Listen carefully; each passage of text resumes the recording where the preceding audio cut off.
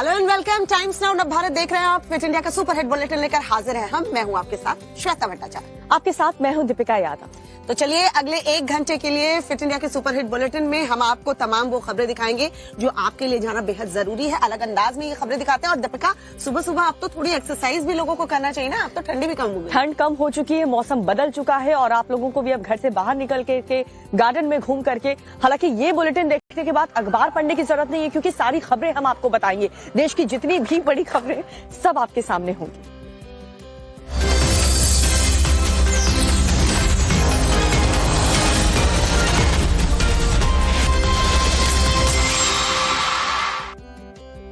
चलिए सबसे पहले बात हिमाचल प्रदेश की कर लेते हैं, जहां पर लगातार बर्फबारी हो रही है और मौसम विभाग की तरफ से रेड अलर्ट भी जारी कर दिया गया। हिमाचल के लाहौल स्पीति की बात करें तो यहाँ बर्फबारी इतनी ज्यादा हुई है कि लोगों का घरों से बाहर निकलना तक मुश्किल हो रहा है। रिपोर्ट आपको दिखाते हैं, देखिए जरा।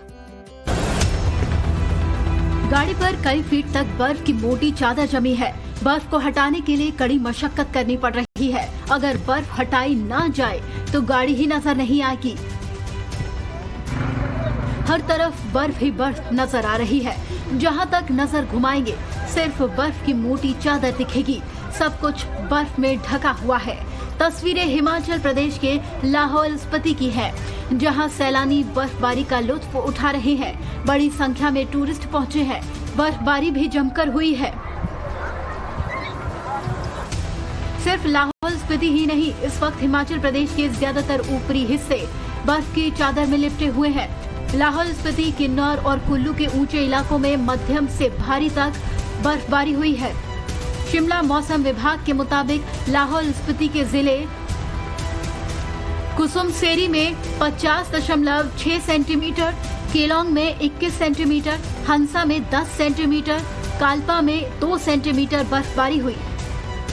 और यही वजह है कि लाहौल स्पीति में गाड़ियां बर्फ में ढकी दिख रही है। लाहौल स्पीति और अटल टनल के इलाकों में रुक रुक कर भारी बर्फबारी हो रही है और मनाली से आगे का यातायात रोक दिया गया है। साथ ही कई सड़कों को भी भारी बर्फबारी की वजह से बंद कर दिया गया है। शिमला मौसम विभाग के मुताबिक आज भी भारी से बहुत भारी बर्फबारी और बिजली गिरने, ओले बरसने और तेज हवाओं के चलने का अनुमान जताते हुए रेड अलर्ट जारी कर दिया गया है। घर से बाहर निकलते हैं, सड़क पर चलते हैं, सिग्नल्स पर आपने देखा होगा कि कई बार दिव्यांग आपको मिलते हैं, कुछ खाने के लिए दे दीजिए, पैसे दे दीजिए, ये कहते हुए। लेकिन अब जो खबर हम आपको दिखाने वाले हैं, उसे देखने के बाद अगर आप उन्हें उनकी मदद करते हैं तो आप भी मदद करना बंद कर देंगे। देखिए, हम ऐसा इसलिए कह रहे हैं क्योंकि ओडिशा पुलिस ने 4 ऐसे भिखारियों को गिरफ्तार किया है जो देखने में तो दिव्यांग लग रहे थे, लेकिन असल में वो दिव्यांग नहीं थे। रिपोर्ट देखिए। पुलिस थाने में कुछ युवक दिव्यांगों की तरह से पुलिस को चलकर दिखा रहे हैं। चारों युवक पहले दिव्यांग की तरह चलते हैं और फिर अचानक वो ठीक तरह से चलने लगते हैं। ओडिशा के बेरहामपुर से सामने आए इस वीडियो को एक बार और देखिए। ओडिशा में अजीबोगरीब मामला सामने आया है। यहाँ पुलिस ने विकलांग बनकर भीख मांगने वाले 4 फर्जी दिव्यांगों को गिरफ्तार किया है। बरहामपुर नगर निगम क्षेत्र में सड़क पर भीख मांगने के लिए विकलांग होने का नाटक करने वाले 4 लोगों को पुलिस ने मौके पर दबोच लिया, जिसके बाद उनकी पोल खुल गई। आरोपियों की पहचान उत्तर प्रदेश के सुल्तानपुर के रहने वाले अजय कुमार, अनिल कुमार, मेरो और जसवंत कुमार के रूप में हुई है। ये चारों पिछले कई साल से हाथ में बैसाखी लेकर दिव्यांगों की भेष में भीख मांगते आ रहे हैं, लेकिन बुधवार को इनमें से 2 कमापल्ली चौक पर भीख मांग रहे थे। तभी उनकी गतिविधियों पर पुलिस को संदेह हुआ और उन्हें गिरफ्तार कर लिया गया। पूछताछ में दोनों ने अपना असली रूप तो दिखाया ही, साथ ही गिरोह के अन्य 2 साथियों को भी पकड़वाया, जिसके बाद पुलिस ने सभी को गिरफ्तार कर थाने में ही चारों से दिव्यांगों की तरह चलवाया। लोग को हैंडीकैप टाइप का वो लोग एक्टिंग करके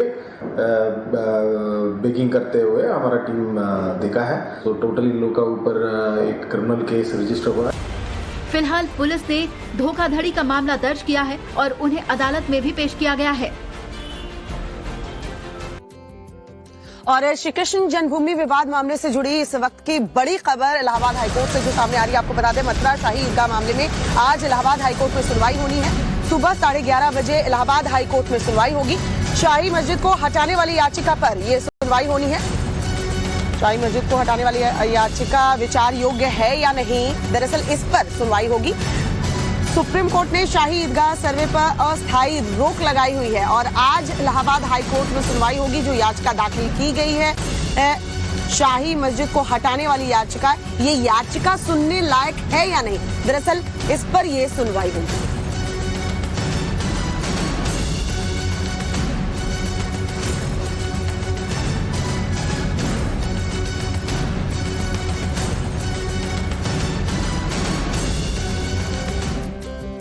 और दिल्ली कूच पर अड़े जिद पर अड़े जो किसान है पंजाब के, वो लगातार शंभू बॉर्डर पर कल उन्होंने दिन भर बवाल किया। हर वो कोशिश की जिससे सुरक्षा घेरे को वो नुकसान पहुंचा सके। बिल्कुल, प्रदर्शनकारी किसान देखिए पथराव भी करते देखे गए हैं, बवाल मचाया इन्होंने, तलवार, भाले, गडासे तक का इन्होंने इस्तेमाल किया है। इतना ही नहीं, पराली में मिर्च पाउडर डालकर उसे जलाया भी।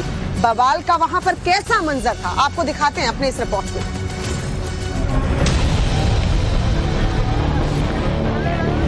दिल्ली कूच पर अड़े किसानों ने एक बार फिर हरियाणा के शंभू और खनौरी बॉर्डर पर जमकर बवाल किया।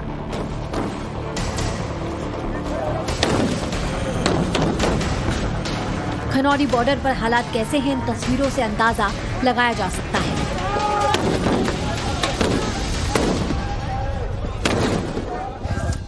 किसानों ने किस तरह पराली में आग लगाकर और उसमें मिर्च पाउडर डालकर पुलिस पर हमला किया, उसकी तस्वीर भी सामने आई है। दिल्ली कूच पर अड़े किसान पूरी तैयारी के साथ थे। हरियाणा पुलिस के मुताबिक खनौरी बॉर्डर पर किसानों के पास पत्थर, तलवार, भाले और गंडासे तक थे। इन हथियारों से पुलिस पर हमला किया गया, जिसमें हरियाणा पुलिस के 12 जवान घायल हो गए।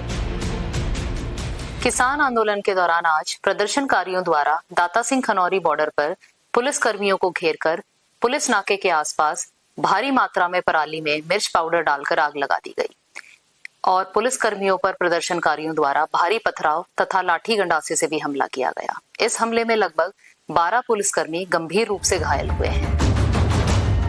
शंभू बॉर्डर से ज्यादा खनौरी बॉर्डर पर जबरदस्त बवाल हुआ। प्रदर्शनकारी किसान बैरिकेडिंग तोड़कर आगे बढ़ने की कोशिश कर रहे थे। प्रदर्शनकारियों को रोकने के लिए पुलिस को आंसू गैस के गोले दागने पड़े।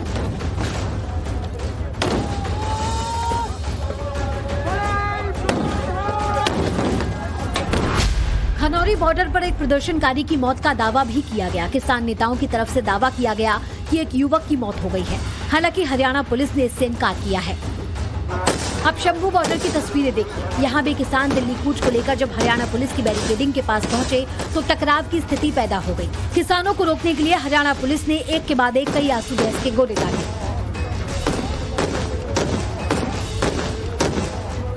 देखिए फिर से टीयर गैस चल चला है। सीधी तस्वीरें हम दिखा रहे हैं।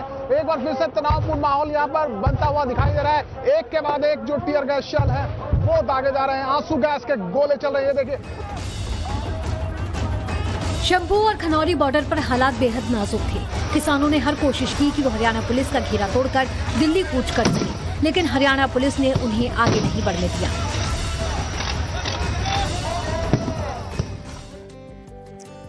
देखिए, इतना हंगामा और बवाल करने के बाद भी किसान जो है शंभू बॉर्डर और खनौरी बॉर्डर को पार नहीं कर पाए। अब किसानों ने आगे की रणनीति बनाई है। 2 दिन के लिए फिलहाल ये डिसीजन लिया गया है कि प्रदर्शन नहीं किया जाएगा, दिल्ली कूच नहीं करेंगे। लेकिन इस बीच सरकार भी लगातार ऑफर भेज रही है किसान नेताओं को कि आइए बातचीत करिए, बातचीत से ही हल निकालेंगे। लेकिन दूसरी तरफ किसान जो है वो किसान आंदोलन की नई रूपरेखा भी तैयार कर रहे हैं। बुधवार को दिन भर हंगामे और बवाल के बाद किसान अब अगली रणनीति के लिए जुट गए हैं। दिल्ली कूच पर अड़े किसानों ने फिलहाल 2 दिन के लिए दिल्ली कूच का मामला टाल दिया है, यानी अब 2 दिन तक शंभू और खनौरी बॉर्डर पर शांति रहेगी। लेकिन किसान नेताओं की माने तो आंदोलन जारी रहेगा। ये मोर्चा लगातार जारी रखांगे। केंद्र दी मोदी सरकार नोट कर ले, ये मोर्चा मुकन वाला नहीं गा। तो अगली रणनीति अगले 2 दिनों स्पष्ट करांगे। हजे खनौरी वाली सारी घटना का जायजा ले लिए। दिल्ली जाओगे 2 दिन तक दिल्ली कूच नहीं करेंगे। 2 दिन दिल्ली कूच वाले मसले पे स्टे होगा। वहीं आगे की रणनीति के लिए चंडीगढ़ में इस बार संयुक्त किसान मोर्चा की बैठक होगी, जिसमें पंजाब किसानों के आंदोलन के समर्थन को लेकर ऐलान हो सकता है। वहीं राकेश टिकैत ने भी तंज कसते हुए कहा कि ट्रैक्टर रिहर्सल शुरू हो चुकी है। आप लोगों की आगे की रणनीति क्या होगी, क्योंकि लगातार आप लोगों की मीटिंग जो है ट्रैक्टर का रिहर्सल चल रहा है। ये कब दिल्ली की तरफ को चलना, इनका रिहर्सल चल रहा है अभी। तो दिल्ली की सीमाएं तो नजदीक है, दिल्ली की सीमा दूर नहीं। इस बीच मोदी सरकार की कैबिनेट की बैठक में किसानों को एक और तोहफा देते हुए गन्ना खरीद की कीमत यानी FRP में बढ़ोतरी को मंजूरी दे दी गई है, जिसमें गन्ना खरीद की कीमत को 315 रुपए प्रति क्विंटल से बढ़ाकर 340 रुपए प्रति क्विंटल करने की मंजूरी दी गई है, जिसमें 8% की बढ़ोतरी की गई। दिल्ली कूच को लेकर आंदोलन कर रहे किसानों से सरकार ने फिर अपील की कि वार्ता कर हर समस्या का हल निकालेंगे। ऐसे जितने भी विषय हैं सब पर हम चर्चा करने के लिए तैयार हैं। सभी विषयों पर, सभी मुद्दे पर चर्चा करने के लिए तैयार हैं, क्योंकि चर्चा के माध्यम से ही हम किसी समाधान तक पहुंच सकते हैं। सरकार जहां किसानों से चर्चा कर समाधान का रास्ता निकालने में जुटी है, वहीं किसान आंदोलन को लेकर नई रूपरेखा तैयार करने में जुटे हैं। अब देखना होगा कि किसान सरकार की इस पहल पर चर्चा करते हैं या 2 दिन बाद फिर से बॉर्डर पर संग्राम देखने को मिलेगा। और लोकसभा चुनाव को लेकर के हर पार्टी जबरदस्त तरीके से तैयारी कर रही है, लेकिन इंडी गठबंधन की बात करें, जिसे कई दिनों से झटके पे झटके मिल रहे थे इस अलायंस को, लेकिन अब उत्तर प्रदेश से इंडी गठबंधन को संजीवनी मिली है। बिल्कुल, यहाँ कांग्रेस और समाजवादी पार्टी साथ में आई है। समाजवादी पार्टी लगातार लिस्ट जो है वो जारी कर रही थी और कांग्रेस के अध्यक्ष को चिट्ठी भी लिखी गई थी, लेकिन जवाब नहीं आया था। अब मजबूरी कह ले या एक दूसरे का साथ कह ले, दोनों साथ में आ चुके हैं। किस तरीके से 2024 में प्रधानमंत्री नरेंद्र मोदी को उखाड़ फेंकने की तैयारी ये कर रहे हैं, दिखाते हैं आपको। बिखरते इंडी गठबंधन के लिए यूपी में बड़ी बात बन गई है। करीब 7 साल बाद लोकसभा चुनाव में मोदी को मात देने के लिए यूपी के 2 लड़के फिर साथ में आए हैं। प्रदेश की 80 लोकसभा सीटों में सिर्फ 17 पर कांग्रेस चुनाव लड़ेगी। सीट शेयरिंग फॉर्मूले में कांग्रेस को जो 17 सीटें मिली हैं, उनमें रायबरेली, अमेठी, कानपुर, वाराणसी, प्रयागराज, फतेहपुर सीकरी, बांसगांव, सहारनपुर, महाराजगंज, अमरोहा, झांसी, बुलंदशहर, गाजियाबाद, मथुरा, सीतापुर, बाराबंकी, देवरिया शामिल है। मुझे खुशी है ये जाहिर करते हुए कि उत्तर प्रदेश में आपसी समन्वय से, चर्चा से यह निर्णय लिया गया कि भारतीय राष्ट्रीय कांग्रेस यहां पर उत्तर प्रदेश में 17 सीटों पर चुनाव लड़ेगी। एसपी का कहना है कि वो कांग्रेस के साथ मिलकर केवल मुकाबला ही नहीं करेंगे, मोदी को उत्तर प्रदेश से उखाड़ फेंकेंगे। 2014 में यूपी से ही केंद्र में बीजेपी की सरकार आई थी और 2024 में यूपी से ही बीजेपी सत्ता से बाहर जाएगी। वाराणसी की सीट पे जो कैंडिडेट उतारा गया है, क्या उसको वापस करेगी या जिन सीटों पर, एक मिनट थोड़ा सुनने दीजिए भैया। जो भी सीटें ऐसी थी जहां पर समाजवादी पार्टी ने कैंडिडेट उतारा था, वहां पर वापस किया जाएगा? किस तरीके से आप लोगों का कोऑर्डिनेशन बना है?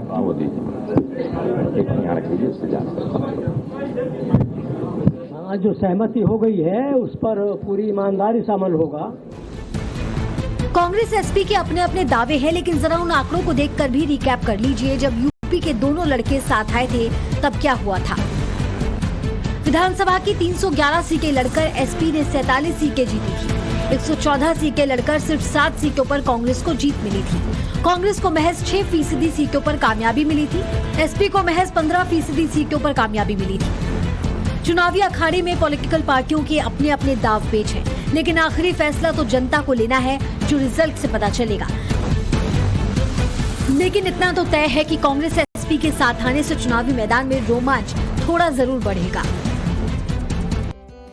तो यूपी में 17 सीटों पर कांग्रेस ने अपनी दावेदारी जो है वो ठोकी है, लेकिन इन 17 सीटों पर किस तरह का पिछला रिपोर्ट कार्ड कांग्रेस का रहा है, ये डिटेल रिपोर्ट न्यूज की पाठशाला में सुशांत सिन्हा ने बताई।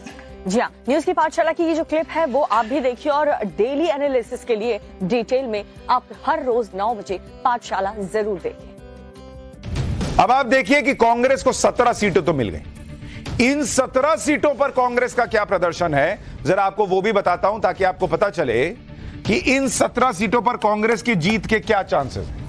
17 सीट पर कांग्रेस, जरा इनका हिसाब देखिए कहां बैठते हैं ये लोग। ये 2019 का रिजल्ट इन 17 सीटों पर जिनकी बात हो रही है, इन 17 सीटों पर 2019 में क्या रिजल्ट था। इन 17 सीटों में बीजेपी जीती थी 14 सीट बीजेपी जीती थी। बीएसपी कितनी जीती थी भाई? बीएसपी 2 सीट जीती थी। कांग्रेस पार्टी 1 सीट जीती थी, रायबरेली 1 सीट। इन 17 में से 1 सीट कांग्रेस पार्टी जीती थी, रायबरेली। लेकिन इस बार तो रायबरेली से सोनिया गांधी लड़ भी नहीं रही हैं। ऐसे में कांग्रेस के लिए बची खुची सीट के चांस भी हो गए हैं कम। तो इस बार पता नहीं 17 में से 1 पिछली बार जीते थे, इस बार राम मंदिर बन गया है। यूपी में तो मोदी लहर है, ये 1 जो है 0 ना हो जाए कहीं। खैर, कांग्रेस को 17 सीटें मिली हैं, लेकिन इसमें एक खेला और है।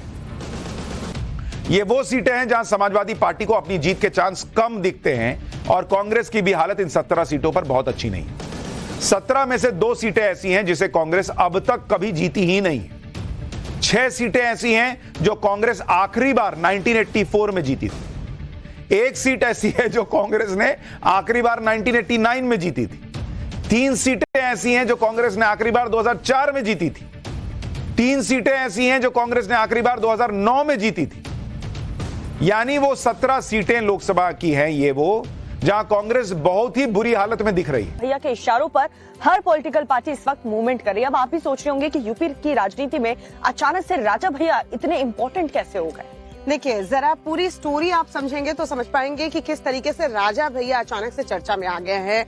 न तो लोकसभा चुनाव के लिए वो इम्पोर्टेंट हो गए हैं और न ही विधानसभा के लिए, लेकिन अभी फिलहाल वो खास बने हैं। अगले 5 दिन बाद यूपी की खाली 10 सीटों पर जो राज्यसभा चुनाव होने हैं उसके लिए वो कैसे, क्या गणित है, सब कुछ समझाते हैं इस रिपोर्ट में।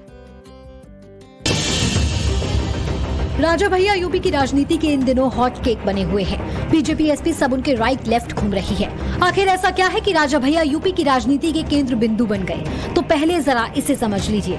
दरअसल 5 दिन बाद यूपी में 10 सीटों के लिए राज्यसभा का चुनाव होना है। बीजेपी की तरफ से 8 और समाजवादी पार्टी की तरफ से 3 उम्मीदवार मैदान में है। राज्यसभा के चुनावी गणित के हिसाब से 7 सीटों पर तो बीजेपी की जीत तय है, लेकिन बीजेपी ने 8वें उम्मीदवार संजय सेठ को मैदान से उतार दिया। बस इसी से राजा भैया प्रासंगिक बन गए और राज्यसभा की चुनावी राजनीति गर्मा गई। लिहाजा दोनों पार्टियां, समाजवादी पार्टी और भारतीय जनता पार्टी, रघुराज प्रताप सिंह उर्फ राजा भैया की पार्टी जनसत्ता दल लोकतांत्रिक के विधायकों को अपने पक्ष में लाने की जुगत में है। सीएम योगी ने खुद राजा भैया से सीएम आवास पर मुलाकात की।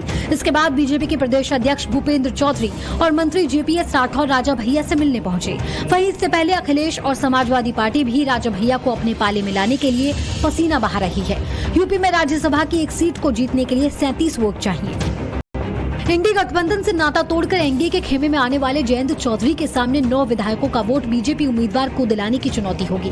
कुल मिलाकर राज्यसभा चुनाव में खेला होना तय है, ये माना जा रहा है। संदेश खाली से इस वक्त सामने आ रही है पश्चिम बंगाल के संदेश खाली हिंसा से जुड़ी ये खबर। संदेश खाली में SC/ST आयोग की टीम जो है वो दौरा करने के लिए पहुंचेगी। NHRC ने भी संदेश खाली का संज्ञान लिया है। हालात का जायजा लेने जल्द ही टीम वहां पर जा सकती है। बंगाल डीजीपी राजीव कुमार भी संदेश खाली में मौजूद। रात में रुककर हिंसा प्रभावित क्षेत्र की जानकारी ली है बंगाल के डीजीपी राजीव कुमार। इतने दिनों बाद कोर्ट के आदेश के बाद संदेश खाली हिंसा प्रभावित क्षेत्र में जो है रात भर वो रुके और क्षेत्र का दौरा किया।